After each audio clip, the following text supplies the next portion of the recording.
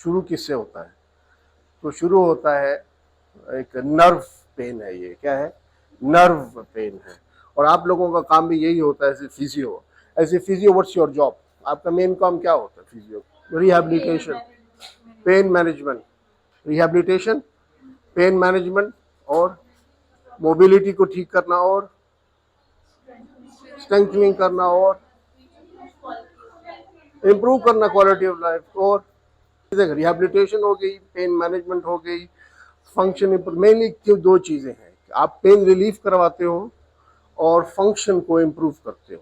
That's your job as a physiotherapist, that your job is to bring me back to the function, give me that pain relief, give me that back to the function. तो इसको rehabilitation. बात शुरू होगी sciatica से। Sciatica क्या है? It is a pain which you what you what which nerve?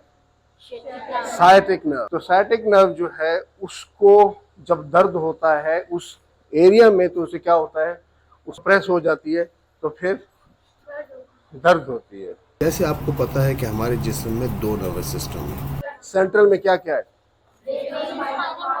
और peripheral में क्या क्या है? पेरिफेरल नर्व्स हैं। पेरिफेरल नर्व्स जो हैं उनके डिफरेंट नाम हैं, ठीक है।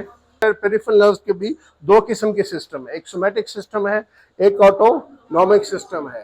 तो ये सोमैटिक का सिस्टम है या ऑटोनॉमिक का हिस्सा है? सियाटिक नर्व सोमैटिक का है, शाबाश। ऑटोनॉमिक में कौन से आते हैं? सिंपैथेटिक और पैरासिम्पैथेटिक। सिंपैथेटिक पैरासिम्पैथेटिक आज हम डिस्कस नहीं कर रहे हैं, सोमैटिक की बात कर रहे हैं। सोमैटिक में हम एक नर्व की बात कर रहे हैं जो largest nerve in the body है। नाम क्या? Sciatic nerve. Sciatic nerve, it is the largest from the body. अभी हमने कहा कि सेंट्रल नर्वस सिस्टम है, पेरिफेरल नर्वस सिस्टम है। सेंट्रल नर्वस सिस्टम कहाँ पे है? Brain, spinal cord. Spinal cord से फिर जब नर्व निकल रही हैं, छोटी छोटी नर्व निकल रही हैं, और वो क्या बनाती हैं? छोटे छोटे प्लेक्सस। ऊपर वाले प्लेक्सस का क्या नाम है? आज आपकी ऊपर नहीं, यहाँ जो plexus, brachial plexus. Brachial plexus जो किसको सप्लाई करता है? अपर लिम्ब को सप्लाई करता है। फिर दूसरा प्लेक्सस है जो नीचे, उसका लंबर प्लेक्सस, और उसका सबसे बड़ी नर्व का नाम क्या है? Sciatic nerve. समझ आ गई? तो साइटिका क्यों होता है? या उसमें हर्निएशन हो सकती है, डिस्क की हर्निएट हो जाए, हर्निया हो जाए, आगे चली जाए, पीछे चली जाए, तो इसको हर्निया कहते हैं। दूसरा स्पाइनल स्टेनोसिस, उम्र के साथ साथ नरिंग होने शुरू हो जाती है स्पाइनल कार्ड में, तो स्पाइनल स्टेनोसिस। तीसरा degenerative disease, same thing, it is wear and tear, उम्र के साथ साथ हमारे में चेंजेस आते हैं। और स्पाइंडोलिस्थेसिस, ये सब चीजें जिसकी वजह से क्या होता है? साइटिक नर्व पे पड़ता है कंप्रेशन। क्या पड़ता है? और सिम्टम्स आना शुरू होते हैं, और सिम्टम्स को हम कहते हैं साइटिका, और उर्दू में से कहते हैं। तो साइटिका इंडिस पर प्रेशर की वजह से होता है। 4, L5, S1, S2 और S3 सब इसमें नर्व रूट्स पड़े हुए हैं, ठीक है। और कौन सा रूट अफेक्ट हुआ है वही सिम्टम्स होंगे, लेकिन मेन सिम्टम्स हमने स्पेंड करता है कितनी डिस्क प्रोलैप्स हुई है। जितनी ज्यादा डिस्क प्रोलैप्स होती चली जाएगी उतने सिम्टम्स वर्स होते चले जाएंगे। और जहां जहां उसकी नर्व डिस्ट्रीब्यूशन है साइटिक नर्व की, वहां वहां पे आपको वो दर्द, या उस आदमी को या उस खातून को वो दर्द फील होगी। समझ आ गई? अच्छा, अब ये बात है कि कुछ नर्व्स जैसे हमारी क्रेनियल की होती हैं, कि कुछ होती हैं मोटर, कुछ होती हैं सेंसरी, और कुछ होती हैं मिक्स्ड।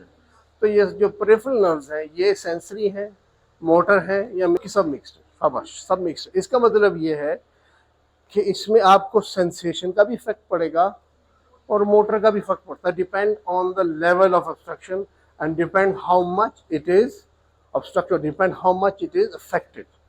अगर इसका इफेक्ट थोड़ा है तो सिर्फ सेंसरी होगा कि उसमें जलन हो रही है, पिन्स एंड नीडल्स हो रही हैं।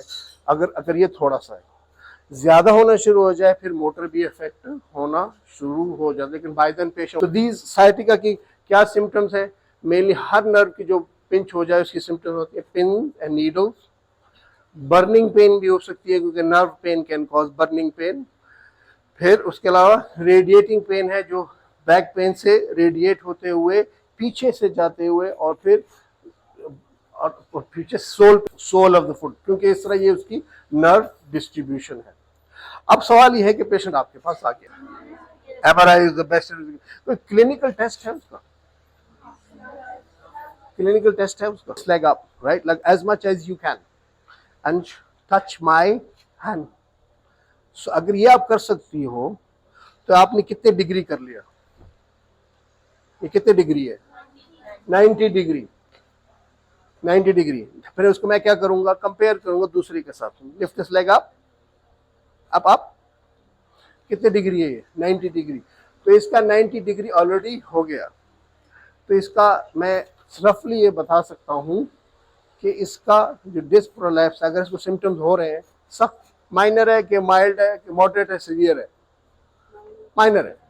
क्यों? कि 90 डिग्री, क्योंकि अगर होता यह है कि जब आप उसको उठाओगे ऐसे, तो आप क्या कर रहे हैं? Basically putting pressure on the disc, ये putting pressure on the disc. और नर्व किसके में? नर्व उसके साइड से निकल रही है। तो जब आप उसके प्रेशर पर, डिस्क पर प्रेशर डालोगे, वो एकदम चिल्लाना शुरू हो जाएगा। ठीक है, वेस्ट में ऐसे लोग होते हैं, वहाँ बेनिफिट मिलते हैं, काम ना करने के बेनिफिट मिलते हैं, बेनिफिट अलाउंस होते हैं। लोग आ जाते हैं, डॉक्टर बैक पेन, मुझे दर्द हो रहा है, मुझे छुट्टी दे दो। और आप देखते हो कि पैदल आराम से चल के आया है, आप उसे कहते हैं ये टांग तो उठाओ, तुम्हारी टांग में दर्द हो रही है। और जैसे टांग उठाता है डॉक्टर को पता चलता है ये फेक कर रहा है। तो ये छोटे छोटे test clinically you can do it as well and you can tell कि भाई आप वो फेक कर रहा है कि वाकई टेस्ट है। ठीक है, तो आपने क्लिनिकली किया। सबसे पहले आपने क्या किया? स्ट्रेट लेग रेस किया। स्ट्रेट लेग रेस पे उसकी जो वो थी, जिससे दर्द था वो कम था। जितना कम होता चलेगा उतना दर्द ज्यादा है। 90 डिग्री कर सकता तो दर्द बहुत कम है, सॉरी डिस्क प्रोलैप्स बहुत कम है। 80 है तो ज्यादा है, 70 60 है। और क्योंकि जैसे ही वो उठाता है ऐसे इस पे जोर पड़ता है और वो दर्द से कराता है, तो इस वजह से वो दर्द या कराती है, जो भी है। तो इससे ये it is one of the straight leg raise is one of the clinical test. What other test you can do before you go for investigations? Reflexes check कर सकते हैं कि रिफ्लेक्सेस उसके ठीक है कि नहीं है। पावर चेक कर सकते हैं, पावर, दोनों तरफ की पावर चेक करें, क्योंकि आपके ये न्यूरोलॉजिकल एग्जामिनेशन है कि आप पावर चेक करो, आप रिफ्लेक्सेस चेक करो। चलो ये हो गया। नेक्स्ट स्टेप, अब आप पहुंच गए हो, एमआरआई पे आ गए हो। एमआरआई विल टेल यू कि किस लेवल की ऑब्स्ट्रक्शन है, किस लेवल का प्रोलैप्स है, छोटा प्रोलैप्स है, बड़ा प्रोलैप्स है। तो फिर आप कहाँ जाओगे?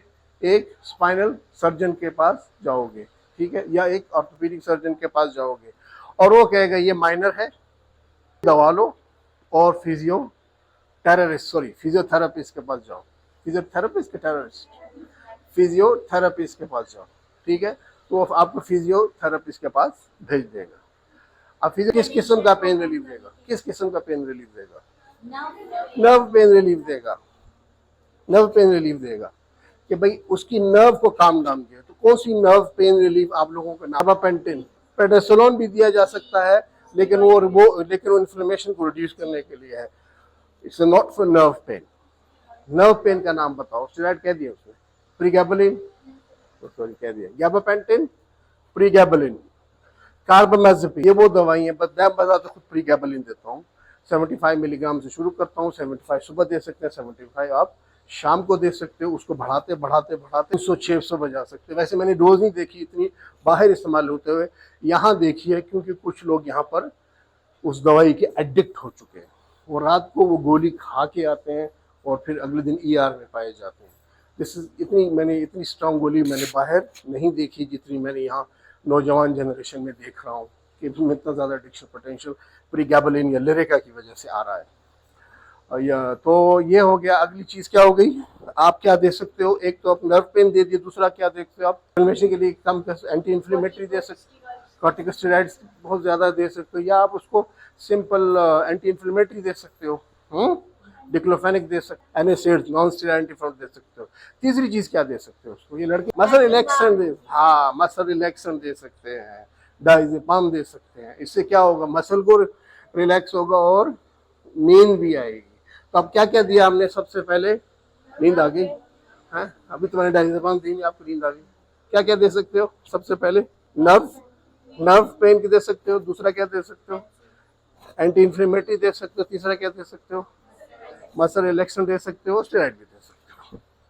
ठीक है, फिर भी मरीज ठीक नहीं हुआ, खराब हो गया, दर्द बढ़ता गया, जू दवा की, शेर है, दवा दर्द बढ़ता गया जू जू दवा की।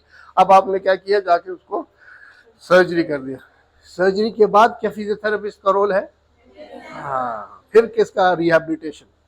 फिर इसमें रिहैबिलिटेशन आ गया, पेन रिलीफ आ गया, फंक्शन इंप्रूवमेंट आ गया। तो आप लोगों का रोल साइटिका में सर्जरी से पहले है, सर्जरी के बाद भी है, ताकि आप दोबारा पोस्ट ऑप रिकवरी में जाओ, प्री ऑप रिकवरी। अब कोई सवाल है साइटिका के बारे में? इन्फ्लेमेशन कहते हैं किसे? What is inflammation? बॉडी का डिफेंस सिस्टम टू एनीथिंग, चाहे वो ट्रामा हो, मैंने आपको मारा, अब आपकी बॉडी का डिफेंस सिस्टम शुरू होना शुरू हो गया। आपको वायरस ने मारा, आपकी बॉडी का डिफेंस शुरू हो गया। आपको बैक्टीरिया ने मारा, आपकी बॉडी का डिफेंस शुरू हो गया। ट्रॉमा हुआ, आप तो inflammation will be there, because that's your body's defence system, that's body's response to that trauma, that's body's response to that thing. इसमें इन्फ्लेमेशन तो होगी, इसलिए हम एंटी इन्फ्लेमेटरी दे रहे हैं। प्रेडनिसोलोन ये नॉन स्टेरॉइडल है, और प्रेडनिसोलोन हाईएस्ट डिग्री का एंटी इन्फ्लेमेटरी, इसलिए हम देते हैं।